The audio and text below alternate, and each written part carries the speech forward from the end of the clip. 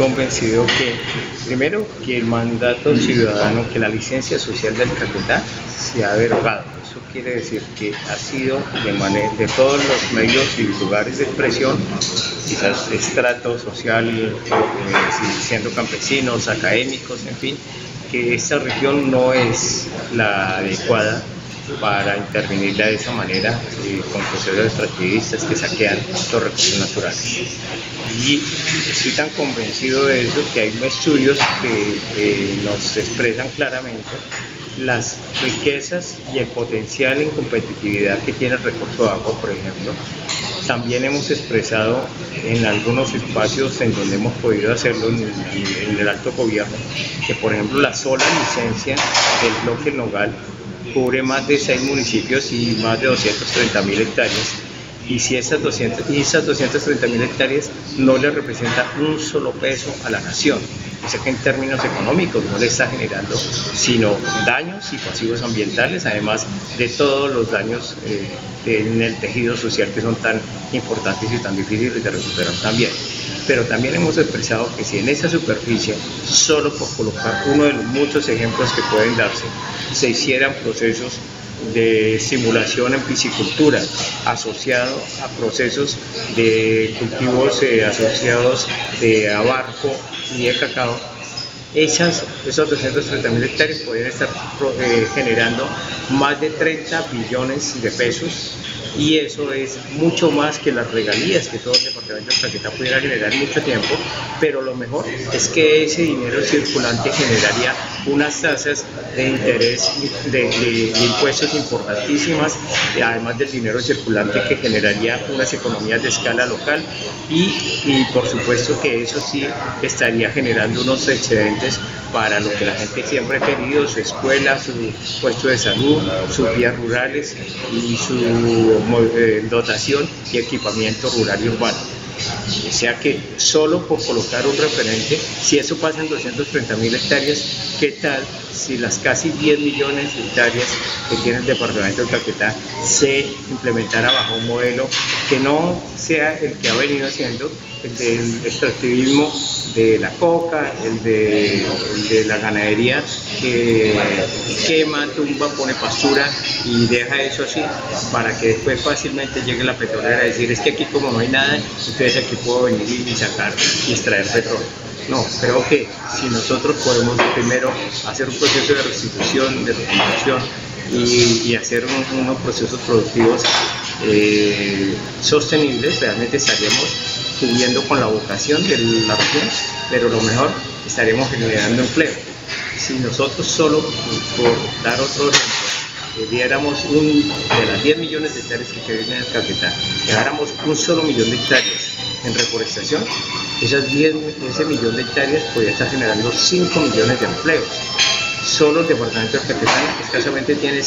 medio millón de habitantes. Eso quiere decir que eso podría estar generando el empleo para todos los habitantes del departamento de Caquetá, más reinsertados, desmovilizados, desplazados y gente víctima del conflicto. O sea que hay una gran oportunidad frente a mirar otras apuestas, y por supuesto, como la comunidad internacional está tan comprometida o manifiesta estarlo con la región amazónica, por supuesto que ellos entrarían a hacer una inversión de algo que sería un gana-gana para el planeta. Uno, porque ayudaríamos a controlar los procesos de la deforestación que tanto afecta el clima del planeta, y segundo, porque estaríamos generando una ocupación digna del territorio acorde a la vocación del suelo, que es lo más importante. Para expedir una licencia de hidrocarburos se requieren muchas condiciones. Una de ellas podría ser que haya previamente un inventario hídrico del lugar donde se vaya a hacer, que haya un estudio de hidrodinamismo hidrológico detallado que realmente garantice que el proceso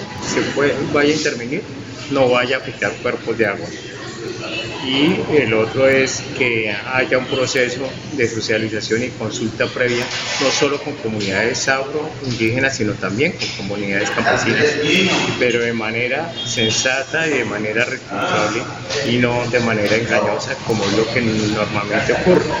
que llegan y les pintan y les dicen a las comunidades que eso no hace nada, que no pasa nada. Entonces cuando los procesos de presentación y socialización niegan realmente los efectos que están causando, pues son procesos engañosos y no van a ayudar en nada a ganar confianza realmente en la comunidad. Por supuesto, es que tenga que tener un proceso de terceros intervinientes consolidados, legítimos, que dentro de la región, eso es una forma de empoderar a la gente, y que las autoridades locales, que de alcaldías, Corpomazonia y demás, asuman una postura en defensa y en pertenencia con la gente, y no asuman una postura simplemente de abrirle la puerta y el tapete a estas empresas extranjeras que llegan y de entrar a engañar y a desvirtuar y estigmatizar el proceso de resistencia pacífica de los campesinos, que son realmente a los que hay que defender y son los que han hecho un proceso de ocupación del territorio sano. Entonces, esos estudios hídricos bien hechos realmente tendrían que dar que si había alguna zona en el Caquetá con posibilidades de intervenir, tiene que ser mínima. Por supuesto que no pueden ser las zonas de cordilleras de recargue acuífero, los entornos de humedales, de ríos, las zonas de fragilidad geológica, que las hay, porque esos territorios, y además zonas de despensa alimentaria. No puede ser posible que en una zona de defensa alimentaria termine dándose eso. También tendría que haber un ejercicio de cómo se ha llegado a empezar esos trámites de extractivismo, en la medida en que muchos de los lugares han sido casi que quemados, saqueados y vueltos pastura, para que después llegue una licencia de extracción sobre un potrero estéril. Incluso lo que colocan allí en los estudios son muy básicos, de tal manera que lo que implica es bajarle el costo del pasivo ambiental que tienen que responsabilizarse las empresas multinacionales para bien de ellos, pero para perjuicio del ambiente y de la gente. Al preguntarnos de cómo puede afectar el proceso de paz la aceleración de la intervención petrolera en nuestro territorio, creo que hay varias formas de mirarlo. La manera formal, podría uno decir que como lo han expresado el mismo gerente, el presidente de Ecopetrol y otros, es que firmando el acuerdo de paz,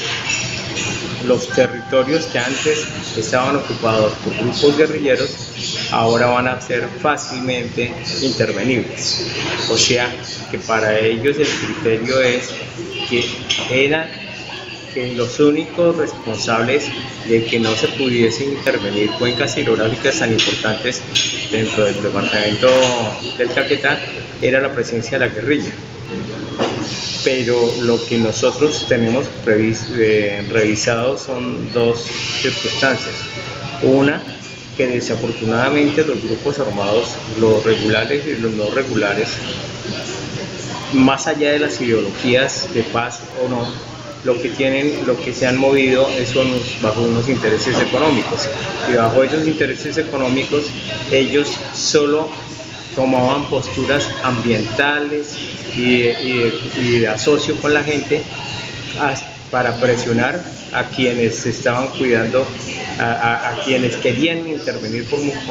las multinacionales que querían intervenir en el territorio, pero cuando ahorita vemos, por ejemplo, circunstancias como en Puerto Rico, campesinos que nos expresan que la guerrilla les manda a decir que se quiten porque ellos ya cuadraron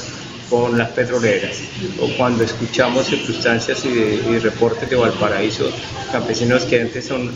los grupos paramilitares que expresan lo mismo. Entonces lo que estamos viendo es